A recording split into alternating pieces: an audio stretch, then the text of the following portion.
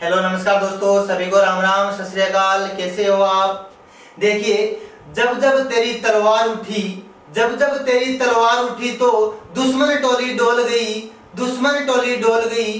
फीकी पड़ी दहाड़ शेर की, फीकी पड़ी दहाड़ शेर की, जब जब तूने हुंकार भरी। फीकी पड़ी दहाड़ शेर की, जब जब तूने हुंकार भरी। तो ऐसे थे हमारे महाराणा प्रताप। और हम पढ़ रहे थे राजस्थान का भूगोल। और भूगोल के अंदर आज का जो हमारा टॉपिक है दोस्तों, वह है राजस्थान की सिंचाई परियोजनाएं। बहुत ही प्यारा टॉपिक है, बहुत ही अच्छा टॉपिक है कि राजस्थान की सिंचाई परियोजनाएं। सबसे पहले हम देखेंगे सिंचाई, यानी सिंचाई का अर्थ क्या है। सिंचाई का अर्थ क्या है, तो सबसे पहले हम देखेंगे दोस्तों कि सिंचाई का अर्थ क्या है।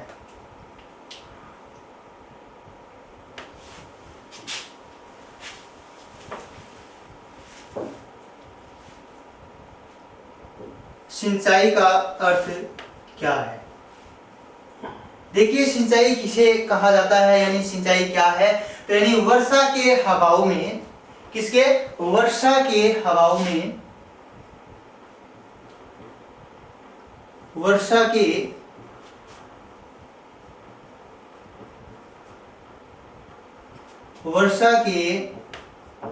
वर्षा के हवाओं में कृषि फसलों को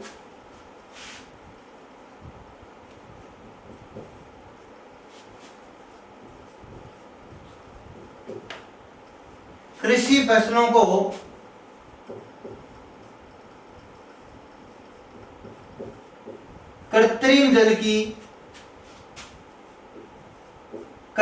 जल उपलब्ध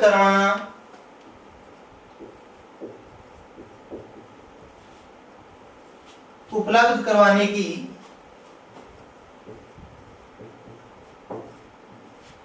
की जो क्रिया है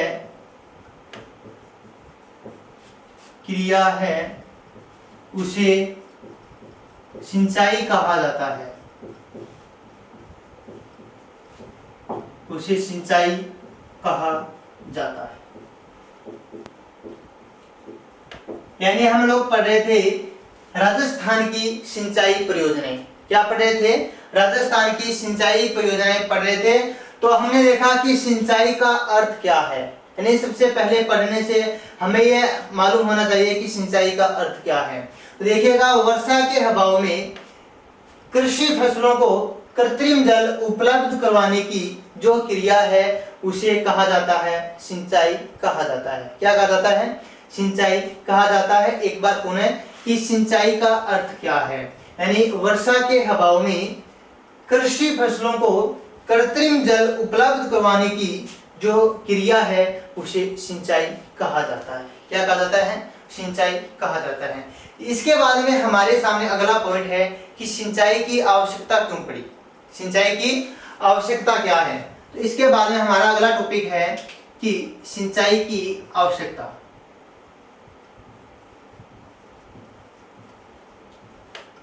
सिंचाई की आवश्यकता क्यों पड़ी? देखिए, सिंचाई की आवश्यकता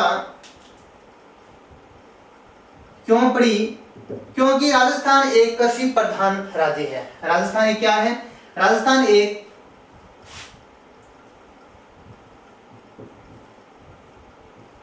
कृषि प्रधान राज्य है। क्या है? राजस्थान एक कृषि प्रधान राज्य है। लगभग यहाँ 70% जनसंख्या कृषि पर, लगभग यानी 70% जनसंख्या यहाँ पर कृषि का कार्य करती है। यानी आवश्यकता क्यों पड़ी? कृषि, क्योंकि राजस्थान एक कृषि प्रधान राज्य है। यहाँ पर लगभग 70% जनसंख्या वो कृषि पर निर्भर है। इसके बाद में हम देखते हैं कि कृषि पर निर्भर है तो यहाँ पर वर्षा की क्या पाई जाती है? कमी पाई जाती है।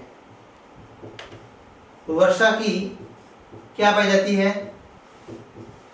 कमी पाई जाती है। वर्षा की क्या पाई जाती है? कमी पाई जाती है। राजस्थान एक कृषि प्रधान राज्य है और यहाँ पर मुख्य रूप से वर्षा की क्या पाई जाती है? कमी। वर्षा की कमी। वर्षा की कमी।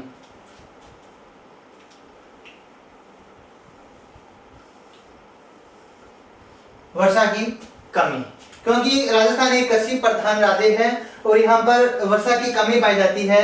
जहाँ पर वर्षा की कमी पाई जाती है तो वहाँ पर किसकी जरूरत होती है, यानी कृषि कैसे की जाए, यानी कृषि कैसे की जाए, तो हमें जरूरत होती है किसकी, कृषि यानी कैसे की जाए। और कृषि के लिए हमें आवश्यकता किसकी होगी, सिंचाई की आवश्यकता होगी, सिंचाई की आवश्यकता। पॉइंट क्या है, सिंचाई की आवश्यकता। तो कृषि करने के लिए हमें किसकी जरूरत होगी, सिंचाई की जरूरत होगी। तो हमने क्या पढ़ा कि सिंचाई क्या है, कि वर्षा के अभाव में कृषि फसलों को कृत्रिम जल उपलब्ध करवाने की जो क्रिया है उसे कहा जाता है सिंचाई कहा जाता है। क्या कहा जाता है, सिंचाई कहा जाता है।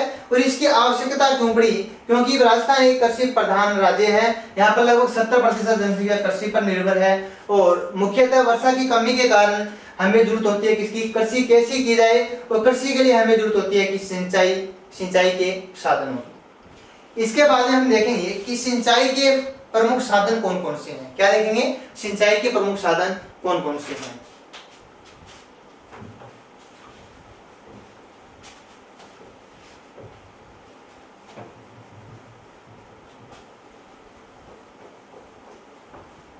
अगला जो हमारा पॉइंट है सिंचाई के साधन।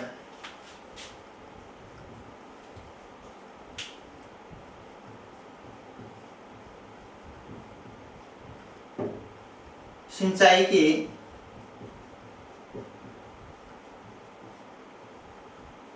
के साधन कौन कौन से हैं।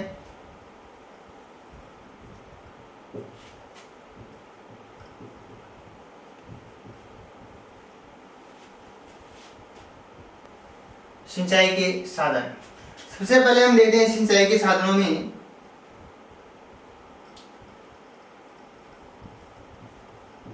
कुएं व नलकूप,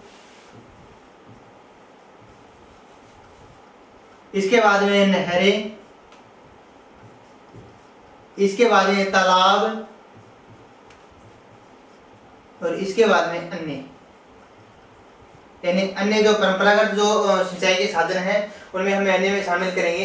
तो सिंचाई के जो साधन हैं यानी कुएं व नलकूप, नहरें, तालाब और अन्य।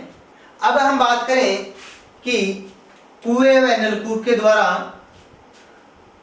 सर्वाधिक सिंचाई किस जिले में की जाती है। तो सर्वाधिक जो सिंचाई क्षेत्र है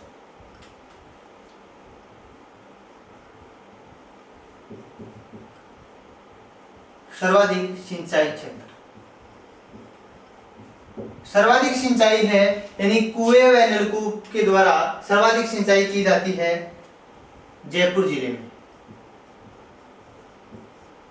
कहां पर की जाती है, जयपुर में। और नहरों के द्वारा सर्वाधिक सिंचाई की जाती है श्री गंगानगर। कहां पर, श्री गंगानगर डिस्ट्रिक्ट में, श्री गंगानगर जिले में। इसके बाद में तालाब के द्वारा सर्वाधिक सिंचाई की जाती है भीलवाड़ा में। कहां पर की जाती है, भीलवाड़ा में। तो आपसे प्रश्न ये पूछा जा सकता है कि कुएं व नलकूप के द्वारा सर्वाधिक सिंचाई किस क्षेत्र में की जाती है, यानी किस जिले में की जाती है। तो सर्वाधिक सिंचाई की जाती है जयपुर जिले में। कहां की जाती है, जयपुर जिले में सर्वाधिक सिंचाई की जाती है। इसके बाद में नहरों के द्वारा सर्वाधिक सिंचाई की जाती है श्री गंगानगर जिले में। और इसके बाद में जो तालाब के द्वारा सर्वाधिक सिंचाई की जाती है वह की जाती है भीलवाड़ा जिले में। तो यहाँ से प्रश्न आपसे पूछा जा सकता है कि सिंचाई के साधन में कुएं व नलकूप के द्वारा सर्वाधिक सिंचाई किस जिले में की जाती है। तो सर्वाधिक सिंचाई की जाती है जयपुर जिले में। इसके बाद में आपसे पूछा जा सकता है कि नहरों के द्वारा सिंचाई कहां पर की जाती है सर्वाधिक सिंचाई। तो श्री गंगानगर जिले में की जाती है। इसके बाद में तालाब के द्वारा सिंचाई कहां पर की जाती है सर्वाधिक। तो वह की जाती है भीलवाड़ा डिस्ट्रिक्ट में। कहां की जाती है, भीलवाड़ा जिले में की जाती है। तो यह है महत्वपूर्ण सिंचाई के साधन, कुएं व नलकूप, नहरें व तालाब। इसमें सबसे महत्वपूर्ण कौन सा है, कुएं व नलकूप के द्वारा सर्वाधिक सिंचाई की जाती है। तो ये भी प्रश्न आपसे पूछा जा सकता है कि सिंचाई के साधनों में सर्वाधिक किसके द्वारा सिंचाई की जाती है? तो सर्वाधिक सिंचाई की जाती है कुएं व नलकूपों के द्वारा। तो ये आपको ध्यान में रखना है कि सिंचाई के जो साधन है कि कुएं नलकूप के द्वारा सर्वाधिक जयपुर में, नहरों के द्वारा श्री गंगानगर में, और तालाब के द्वारा की जाती है मित्रों भीलवाड़ा में। इसके बाद में अगला हमारा टॉपिक है कि जो सिंचाई परियोजना है इनका वर्गीकरण। क्या है? सिंचाई परियोजनाओं का वर्गीकरण कि कितने भागों में इसे विभाजित किया गया है।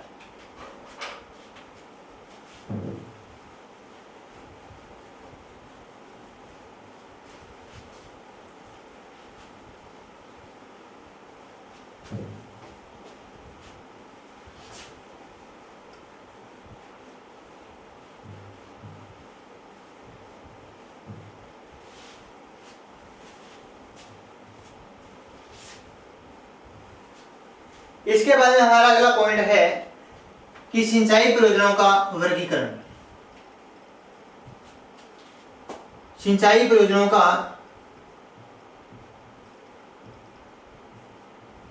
वर्गीकरण। देखिए मित्रों कि सिंचाई परियोजना का वर्गीकरण मुख्य रूप से 3 भागों में इसे विभाजित किया गया है। कितने भागों में? 3 भागों में इसे विभाजित किया गया है। 3 भागों में इसे विभाजित किया गया है। यानी सबसे पहले हम बात करें तो वृहद सिंचाई परियोजना। वृहद सिंचाई परियोजना। और 2 नंबर है दोस्तों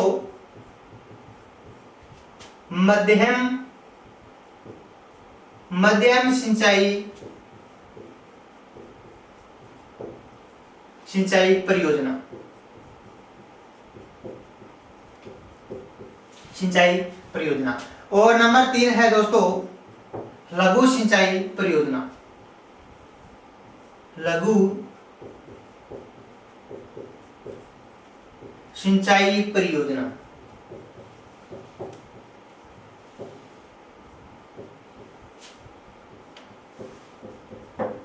यानी सिंचाई परियोजनाओं का वर्गीकरण 3 भागों में इसे विभाजित किया गया है। यानी वृहद सिंचाई परियोजनाएं और मध्यम सिंचाई परियोजना और लघु सिंचाई परियोजना। तो ये 3 मुख्य रूप से इसको बांटा गया है 3 रूपों में। तो हम सबसे पहले हम पढ़ेंगे कि वृहद सिंचाई परियोजनाएं क्या है। क्या पढ़ेंगे कि वृहद सिंचाई परियोजनाएं क्या है। हम टॉपिक से एक दूसरे टॉपिक से हम चल रहे हैं कि टॉपिक वाइज सबसे पहले हमने पढ़ा कि सिंचाई क्या है, उसके बाद हमने पढ़ा सिंचाई की आवश्यकता क्यों पड़ी, इसके बाद हमने पढ़ा सिंचाई के महत्वपूर्ण साधन कौन कौन से हैं, और इसके बाद हम पढ़ रहे हैं कि सिंचाई को जो राजस्थान सिंचाई परियोजना है इसका जो वर्गीकरण है कितने भागों में किया गया है। तो इसका वर्गीकरण 3 भागों में किया गया है। वृहद सिंचाई परियोजनाएं, मध्यम सिंचाई परियोजना और लघु सिंचाई परियोजना। हम सबसे पहले देखेंगे वृहद सिंचाई परियोजनाएं क्या है और वृहद सिंचाई परियोजना में कौन सी परियोजनाओं को शामिल किया जाता है। तो आइए हम देखते हैं वृहद सिंचाई परियोजनाएं।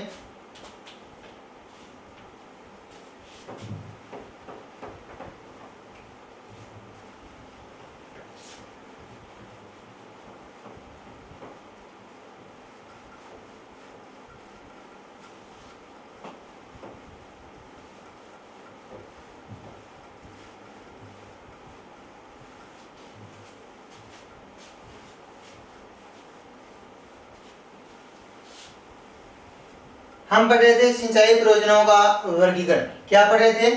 सिंचाई परियोजनाओं का वर्गीकरण पढ़ रहे थे, और जिसमें सबसे पहले हम पढ़ेंगे वृहद सिंचाई परियोजना। वृहद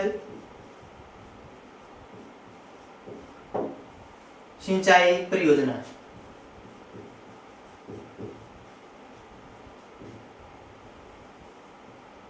देखते हैं वृहद सिंचाई परियोजनाएं क्या है।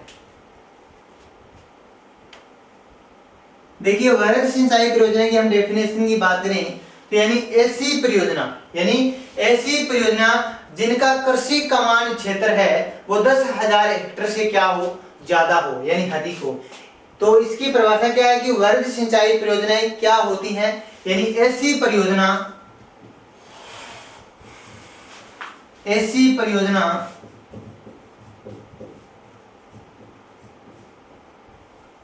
ऐसी परियोजना जिसका जिसका कृषि कमांड क्षेत्र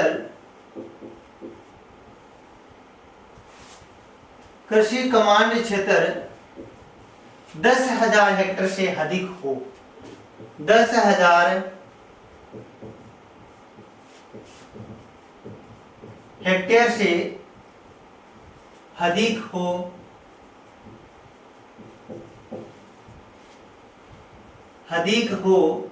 उसे वृहद सिंचाई परियोजना के अंतर्गत रखा जाता है। तो वृहद सिंचाई परियोजना क्या है?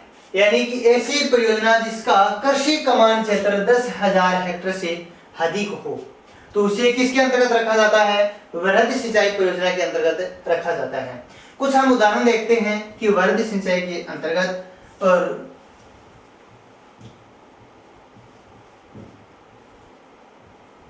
उदाहरण है हमारे पास बीसलपुर परियोजना।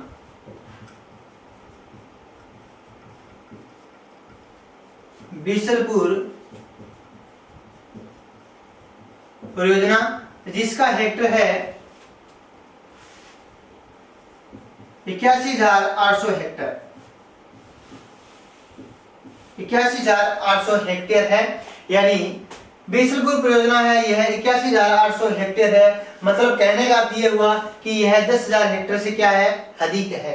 क्या है? 10,000 हेक्टेयर से अधिक है, इसलिए इस परियोजना को किसके अंतर्गत रखा जाता है? वृहद सिंचाई परियोजना के अंतर्गत रखा जाता है। तो मित्रों, वृहद सिंचाई परियोजना क्या है? कि ऐसी परियोजना जिसका कृषि कमांड क्षेत्र 10,000 हेक्टेयर से अधिक हो, तो उस परियोजना को रखा जाता है वृहद सिंचाई परियोजना के अंतर्गत रखा जाता है। उदाहरण के लिए आपके सामने है बीसलपुर परियोजना जिसका हेक्टेयर है 81,800 हेक्टेयर, जो 10,000 हेक्टेयर से क्या है? ज्यादा है, इसलिए इस परियोजना को मित्रों रखा जाता है वृहद सिंचाई परियोजना के अंतर्गत।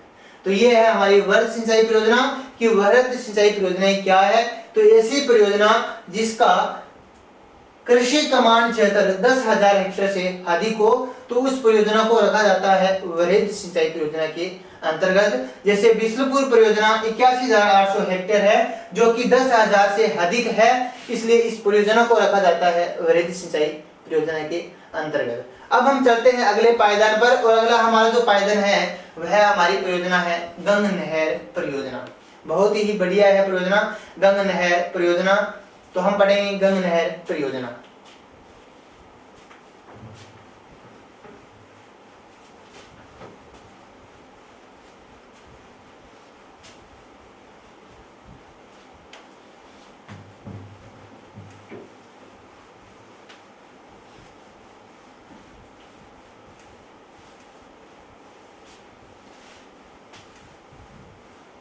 परियोजना का नाम क्या है? गंग नहर परियोजना।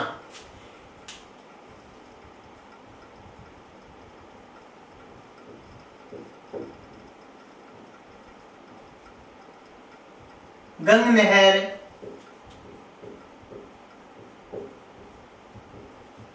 परियोजना कौन सी परियोजना है मित्रों?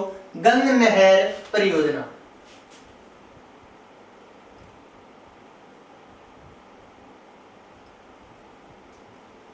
गंग नहर परियोजना। सबसे पहले हम देखते हैं कि गंग नहर को कहां से निकाला गया था, और इसके कौन कौन से इसके बारे में कोई समझौता भी हुआ था, यानी गंग नहर परियोजना। सबसे पहले हम देखते हैं कि गंग नहर परियोजना है वह परियोजना,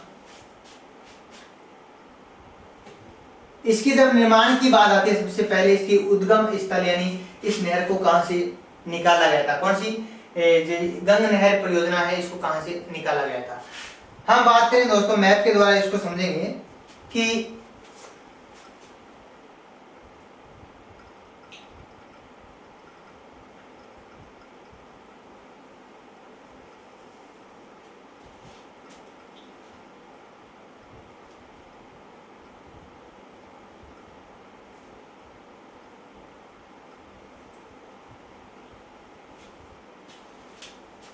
ये है अपना राजस्थान और यह जिला है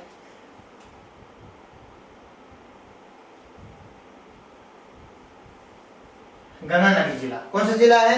गंगानगर जिला। और हम लोग बात कर रहे हैं गंगा नहर परियोजना की। किसकी बात कर रहे हैं? गंगा नहर परियोजना की। राजस्थान के उत्तर में स्टेट है पंजाब, और उसके बाद में जो हम बात कर रहे हैं सतलज नदी की। कौन सी नदी है? सतलज नदी।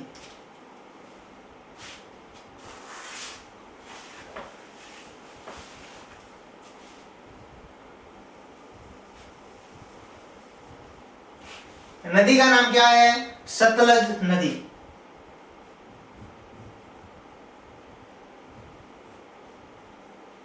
सतलज नदी। देखिए सतलज नदी की हम बात करें तो यहाँ पर एक समझौता किया गया था। क्या किया गया था? एक समझौता किया गया था 4 सितंबर 1920 ईस्वी को। यहाँ पर समझौता किया गया कि जो सतलज नदी का पानी है वह राजस्थान में कैसा लाया जाए। तो यह एक समझौता किया गया, और समझौता किया गया 4 सितंबर 1920 ईस्वी को। यहाँ पर एक समझौता किया गया जिसमें 3 रियासतें मुख्य रूप से थी, बीकानेर,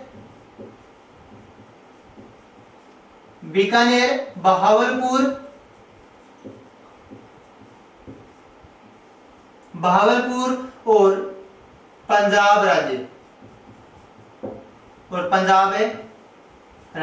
यानी 4 सितंबर 1920 ईस्वी को एक समझौता हुआ जिसमें 3 रियासतें थी, बीकानेर, बहावलपुर और पंजाब राज्य। यह समझौता इसलिए किया गया कि जो सतलज नदी का पानी है वह राजस्थान में कैसा मतलब कैसे लाया जाए। तो यह समझौता किया गया 4 सितंबर 1920 ईस्वी को। इसकी जो आधारशिला थी, यानी गंगा नहर परियोजना की दोस्तों जो आधारशिला थी वह आधारशिला 5 सितंबर 1920 ईस्वी को रखी गई थी। 5 सितंबर 1920 ईस्वी को इसकी आधारशिला रखी गई। 1921 ईस्वी को इसकी आधारशिला रखी गई थी। यानी गंगा नहर परियोजना की आधारशिला 5 सितंबर 1921 ईस्वी को रखी गई थी। और उस समय जो हमारे राजस्थान के जो तत्कालीन जो महाराजा थे, कौन? महाराजा गंगा सिंह। कौन थे? महाराजा गंगा सिंह। महाराजा गंगा सिंह के द्वारा नींव रखी गई थी। किसके द्वारा? महाराजा गंगा सिंह के द्वारा गंगा नहर परियोजना की, जो गंगा नहर परियोजना है इसकी नींव रखी गई थी।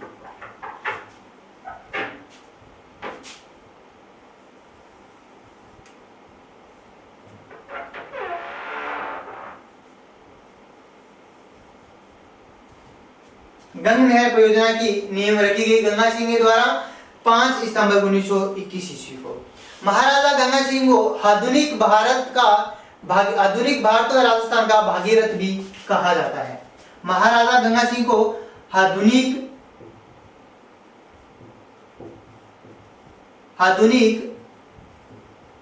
भारत व राजस्थान का भागीरथ भी कहा जाता है। भागीरथ भी कहा जाता है। देखिए गंगा सिंह को आधुनिक भारत व राजस्थान का भागीरथ भी कहा जाता है। प्राचीन काल में जब महाराजा कौन थे, यानी गंगा सिंह आधुनिक भारत व राजस्थान का भागीरथ भी कहा जाता है। क्यों कहा जाता है कि प्राचीन काल में जब महाराजा भागीरथ ने गंगा को धरातल पर लाने का जो कार्य किया था, ठीक उसी ही तरह से महाराजा गंगा सिंह ने हिमालय का जल पश्चिमी राजस्थान में लाने का कार्य किया है। इसलिए इसको आधुनिक भारत व राजस्थान का भागीरथ भी कहा जाता है।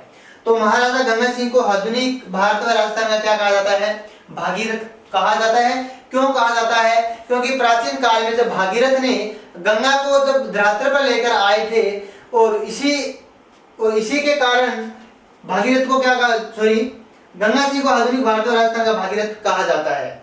क्योंकि जब प्राचीन काल में भागीरथ के द्वारा गंगा को धरातल पर लाया गया था और उसी तरह से ही महाराजा गंगा सिंह ने हिमालय का जल राजस्थान, पश्चिम राजस्थान में लाने का कार्य किया, इसलिए इसको कहा जाता है आधुनिक भारत व राजस्थान का भागीरथ भी कहा जाता है। इस प्रश्न को आपको ध्यान में रखना है कि आधुनिक भारत व राजस्थान का भागीरथ किसे कहा जाता है, तो वह कहा जाता है गंगा सिंह को कहा जाता है।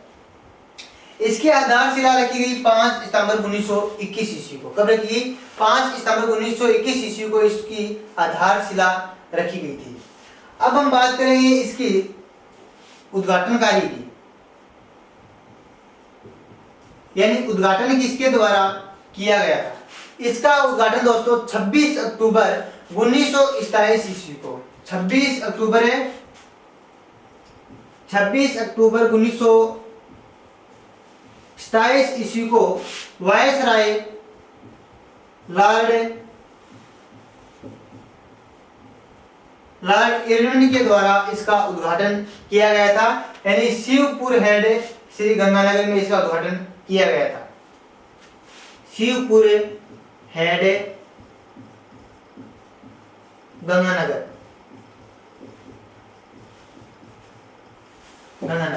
यानी 4 सितंबर 1920 ईस्वी को समझौता हुआ। बीकानेर, बहावलपुर, पंजाब राज्य, इसमें 3 राज्य मुख्य रूप से शामिल थे और इसकी आधारशिला महाराजा गंगा सिंह के द्वारा 5 सितंबर 1921 को रखी गई और इसके बाद इसका उद्घाटन किया गया 26 अक्टूबर 1927 ईस्वी को लॉर्ड इरविन के द्वारा शिवपुर हेड गंगानगर। इसके बाद हम दोस्तों बात करेंगे कि कुछ मैप के द्वारा हम इसको समझेंगे गंग नहर को।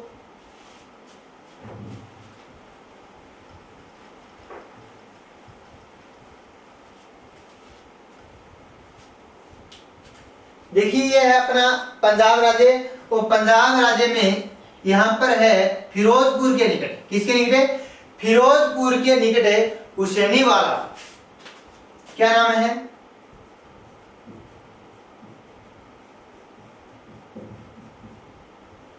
पंजाब के फिरोजपुर के निकट हुसैनीवाला से एक नहर निकाली गई और उस नहर का नाम क्या है? गंग नहर। क्या नाम है? गंग नहर निकाली गई जो राजस्थान में गंगानगर जिले में प्रवेश करती है। कहां पर करती है? गंगानगर जिले में प्रवेश करती है और गंगानगर जिले का स्थान होता है खक्का।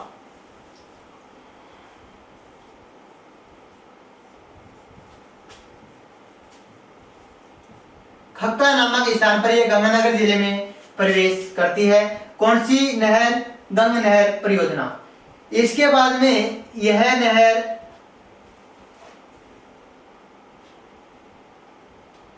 अंतिम रूप से शिवपुर हेड तक जाती है।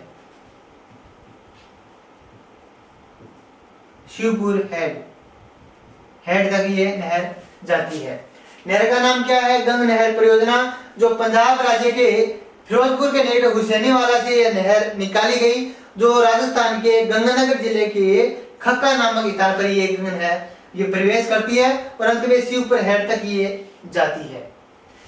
इसकी हम चर्चा करें कि इस नहर की कुल लंबाई कितनी है। इस नहर की कुल लंबाई कितनी है? तो दोस्तों इस नहर की कुल लंबाई है, वह लंबाई है 129 किलोमीटर।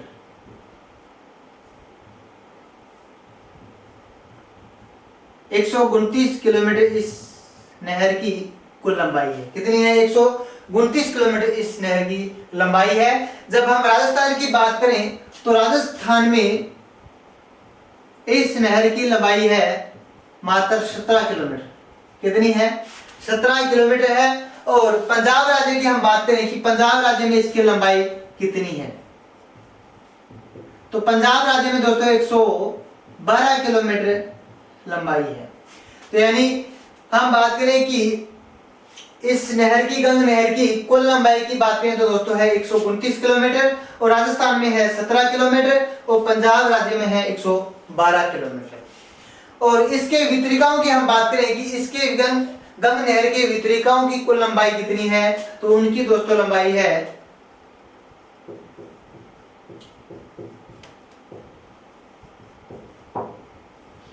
1 वितरिकाओं की कुल लंबाई है दोस्तों 1280 किलोमीटर। कितनी है? 1280 किलोमीटर, यानी कुल इसकी लंबाई है 129 किलोमीटर, जबकि राजस्थान में है इसकी लंबाई 17 किलोमीटर और पंजाब राज्य में है दोस्तों 112 किलोमीटर। गंग नहर के वितरिकाओं की लंबाई है 1280 किलोमीटर। कितनी है? 1280 किलोमीटर। इस नहर की कुछ शाखाएं भी हैं, इस नहर की कुछ महत्वपूर्ण शाखाएं भी हैं। हम देखते हैं कि महत्वपूर्ण शाखाएं कौन कौन सी हैं। शाखाएं की हम बात करें तो इसकी जो शाखाएं हैं वह शाखाएं हैं दोस्तों लक्ष्मी नारायण जी,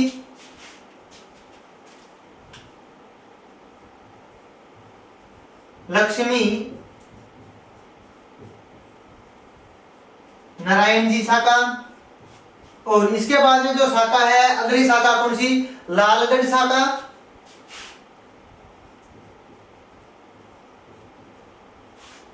यानी इसकी शाखाएं हैं लक्ष्मी नारायण जी, लालगढ़, करनी जी और समेजा। करनी जी शाखा और समेजा।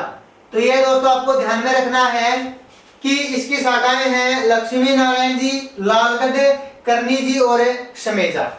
तो हमने क्या पढ़ा कि गंग नहर परियोजना है, इसको निकाला गया पंजाब राज्य के। अगर नदी की बात करें तो नदी कौन सी है? सतलज नदी। कौन सी नदी है? सतलज नदी। और पंजाब राज्य के फिरोजपुर के निकट हुसैनीवाला से इस नहर को निकाला गया, जो राजस्थान में कखा गांव है जिसका गंगानगर जिले का, वहां पर ये प्रवेश करती है, परंतु वे शिवपुर हेड तक ये जाती है और इसके बाद ये शाखाओं के रूप में बन जाती है, शाखाओं के रूप में ये वितरित हो जाती है। तो इसकी जो कुल लंबाई है 129 किलोमीटर यहाँ से लेकर यहाँ तक, और सॉरी यहाँ से लेकर यहाँ तक कुल लंबाई है 129 किलोमीटर। राजस्थान में है मात्र 17 किलोमीटर, पंजाब राज्य में है दोस्तों 112 किलोमीटर। तो देखिए मित्रों, इसकी वितरिकाओं की जो लंबाई है 1280 किलोमीटर है। कितनी है? 1280 किलोमीटर है। और इसकी शाखाओं की हम बात करें तो लक्ष्मी नारायण जी शाखा, लालगढ़ शाखा, करनी जी शाखा और समेजा शाखा, ये प्रमुख इसकी शाखाएं हैं।